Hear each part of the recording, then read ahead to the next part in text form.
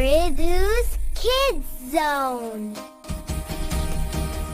ഒരു ദിവസം ഒരു മനുഷ്യൻ ഒരു കോശം കണ്ടു. അവന് ശലഭങ്ങളെ വളരെ ഇഷ്ടമാണ്. അവയുടെ മനോഹരമായ നിറങ്ങളുടെ കൂട്ടുകെട്ട് അവന് വളരെ പ്രിയമായിരുന്നു. വാസ്തവത്തിൽ അവൻ ശലഭങ്ങളുടെ സമീപത്ത് ഏറെ സമയം ചെലവഴിച്ചിരുന്നതായിരുന്നു. ഒരു അസുന്ദരമായ പുഴുവിൽ നിന്ന് മനോഹരമായ ശലഭമായി മാറുമ്പോൾ അത് എങ്ങനെ പോരാടുന്നുവെന്ന് അവൻ അറിഞ്ഞിരുന്നു. ആ കോശത്തിനുള്ളിലുണ്ടായിരുന്ന ശലഭം പുറത്തേക്ക് വരാൻ ഒരു ചെറിയ തുളയിലൂടെ ഏറെ നേരമായി പോരാടിക്കൊണ്ടിരുന്നു. ആ മനുഷ്യൻ അതിനെ നോക്കിക്കൊണ്ടിരുന്നു. ഏറെ സമയം കഴിഞ്ഞിട്ടും ആ ശലഭത്തിന് പൂർണ്ണമായി പുറത്തേക്ക് വരാൻ കഴിഞ്ഞില്ല. അത് വളരെ ക്ഷീണിച്ചു പോയതായി അവന് തോന്നി.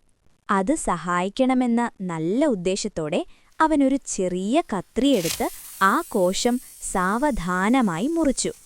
ഇപ്പോൾ ശലഭം യാതൊരു പോരാട്ടവുമില്ലാതെ എളുപ്പമായി പുറത്തേക്ക് വന്നു.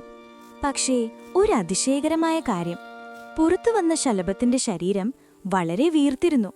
അതിന്റെ ചിറകുകൾ ചുരുങ്ങിപ്പോയി വളരെ ബലഹീനമായിരുന്നു.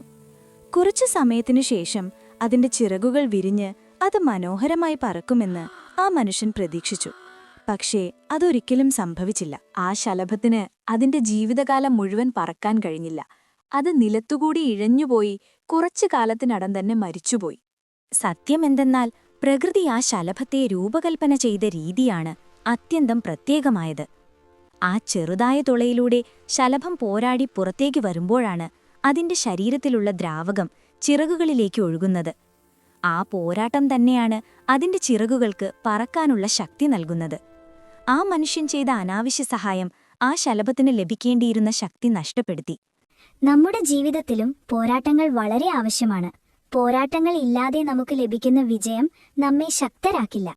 നമ്മൾ നേരിടുന്ന വെല്ലുവിളികളാണ് നമ്മെ ജീവിതത്തിൽ ഉയർന്നു പറക്കാൻ സഹായിക്കുന്നത്.